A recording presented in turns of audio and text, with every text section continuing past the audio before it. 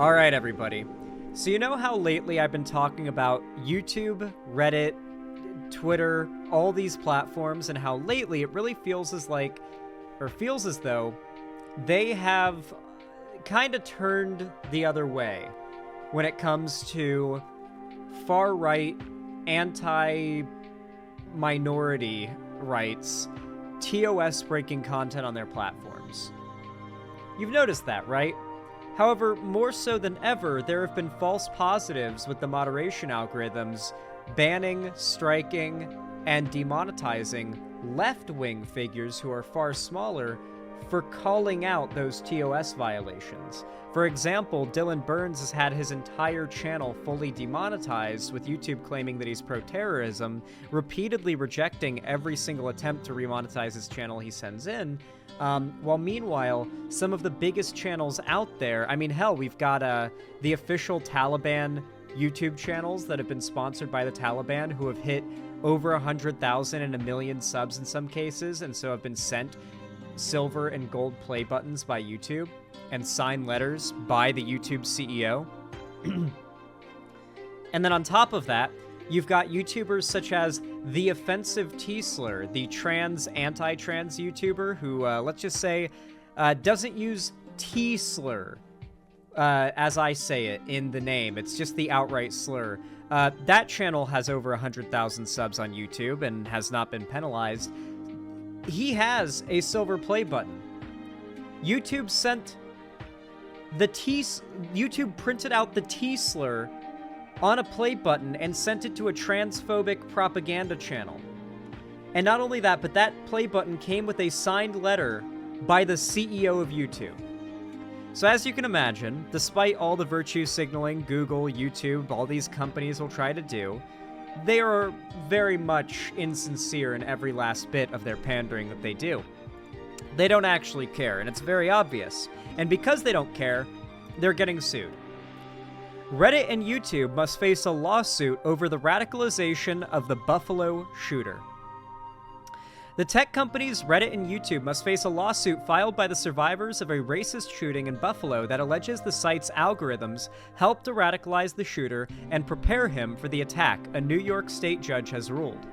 Filed last year, the lawsuit claims that before the shooter killed 10 black people at a Tops grocery store in 2022, he steeped himself in increasingly inflammatory and conspiratorial content on YouTube and Reddit, and then sought guidance on the platforms to acquire a weapon and body armor for the attack. The suit is a test of the limits of Section 230, a law that has long shielded internet platforms from lawsuits over content posted by their users.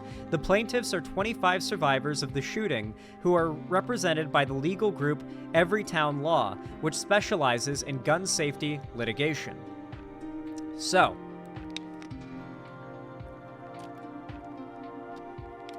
this Section 230 has for a long time been the safety net for these tech companies. Twitter, Google, all these companies have all fallen back on Section 230 as their defense when it comes to any attempt to hold them accountable for things that have been platformed or posted on their platform. This ranges, Facebook has used Section 230 as a defense probably the most out of all of these tech companies because they've been probably the most under fire. And essentially, it acts to protect a private business owner from having to be responsible. Like, let's say you want to make your own website. Like, I want to make my own website, right? Like, Section 230 protects me. If somebody in my chat types out some, like, horrific screed and then does violence, and someone tries to sue me, claiming that they're posting that screed here bears up, they could have grounds. Well, obviously they could sue me regardless, but they could have some grounds if Section 230 didn't exist, right? Claiming that in some way my website bolstered that messaging, right?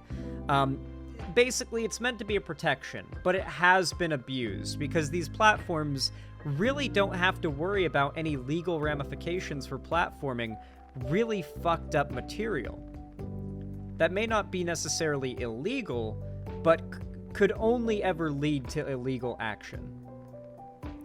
And so now YouTube's actually being held to their TOS. and expected to enforce it accurately. Instead of just false striking small lefty channels all day, they've got to maybe go after some of the massive far-right hate channels that are taking off on YouTube these days. Maybe that'll be YouTube's response to this, because at the moment, as long as Section 230 exists as the precedent that it does, the only court that YouTube really has to worry about is the court of public opinion when it comes to how they enforce their moderation. The suit is a test of the limits of Section 230, a law that has long shielded internet platforms from lawsuits over content posted by their users. The plaintiffs are 25 survivors of the shooting who are represented by the legal group Everytown Law, which specializes in gun safety litigation. Reddit and YouTube had independently asked the judge to dismiss the lawsuit. But in a ruling Monday, Judge Paula Ferroletto rejected those requests. Quote, "For too long, social media companies have skirted accountability by hiding behind Section 230, claiming immunity from liability for content they distribute," Everytown Law Executive Director Eric Tierschwell said in a statement. Quote, "We must hold accountable every single bad actor that prepared and equipped the shooter to target and kill members of Buffalo's black community." Hell yeah. This judge has got YouTube by the balls. This judge does not seem like they want to let YouTube slip out of this one. In statements to NPR, Reddit and YouTube said they disagreed with the decision and planned to appeal. Quote, "While we disagree with today's decision and will be appealing, we will continue to work with law enforcement and other platforms and civil society to share intelligence and best practices," said Jose Castaneda, a spokesperson for YouTube, who added his sympathies for the victims and families of the shooting. Yeah, no, YouTube does not give a fuck. YouTube is actively striking and demonetizing shitloads of my lefty friends on YouTube who make absolutely non-TOS breaking content. Meanwhile, there are channels who have slurs in their names having play buttons printed out by YouTube and sent to them, which are then seen and signatured by the YouTube CEO. I do not believe for a second that YouTube gives a shit. YouTube is quickly and very much like with lots of publicity platforming the Taliban's official internet propaganda channels. And has sent them play buttons too. Shipped them. They have shipped the play buttons to Afghanistan. To the Taliban channels. It's insane. Testing the limits of Section 230. For nearly 3 decades, Section 230 has protected internet platforms of all kinds, from message boards to video hosting sites to modern social media apps, from most legal liability for what their users post. In recent years, as algorithms have taken greater control over which content users see, that legal protection has been increasingly called into question in cases that have reached the Supreme Court. And the matter that really is going to make the difference here is the fact that YouTube's algorithms are absolutely and provably, in this day and age, tuned to push you into radicalizing right-wing content. The fact is, you can't find, like, there is not a set number or percentage of content that is like radicalizing on YouTube, because the state of this platform is so naturally in flux at all times. So in 2019, if you did a study to see what the likelihood was of the algorithm pushing you to far-right content from like a very neutral position of content viewership, it was probably far less bad than it would be today in a post-Andrew Tate, you know, in the times we're in right now, YouTube world, where YouTube is really just false positive striking lefty channels left and right while leaving TOS violators to just run free. I genuinely have never seen more slurs just in YouTube titles in my recommended than in the last like year of YouTube. Have you noticed that? Just like full-on slurs in the thumbnails and titles of videos just being allowed? Or at least like really heavily implied? Like, it feels like YouTube has loosened the grip. No?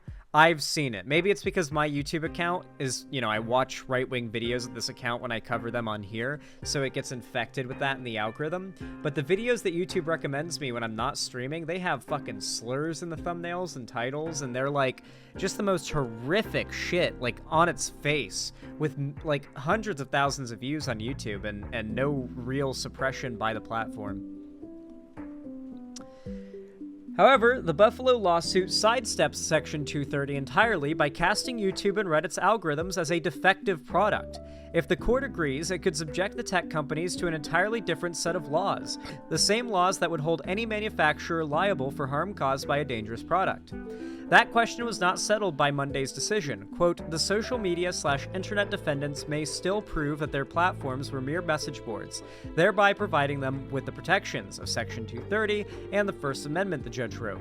However, what's really going to make the difference is the algorithm. The fact that the algorithm so reliably will push young men interested in a certain set of, hobbies and interests into far-right propaganda.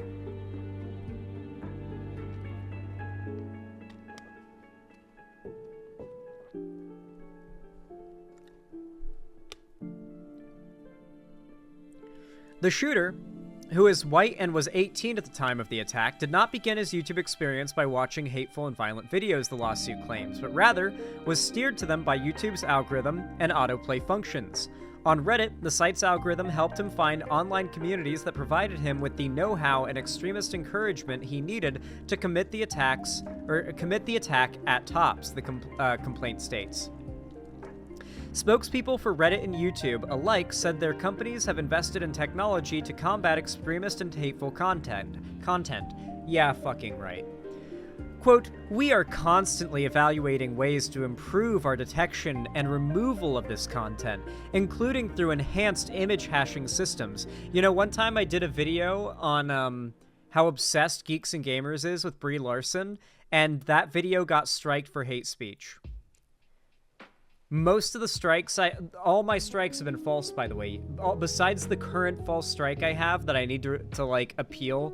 Well, I'm not even going to appeal it because YouTube will just let it go in a couple months. So I'm just going to let it expire on its own. But every false strike I've gotten, besides the most recent one, because I just can't bother to go through the process, YouTube has agreed after multiple rejections of my appeals that eventually that it was a false strike and it was a mistake. So I have been false striked countless times for hate speech. And the hate speech is me covering far-right channels that have millions, hundreds of thousands, if not millions of subs on YouTube, and make boatloads of money off the platform. But I get a hate speech strike for making fun of Geeks and Gamers for his obsession with Brie Larson. That has happened to me before. That is just one of the many strikes. Another one happened because I was debunking Steven Crowder's misinfo on vaccines. That got me a hate speech strike. And the fact is, it wasn't even me that got the strike. It was Steven Crowder in that case.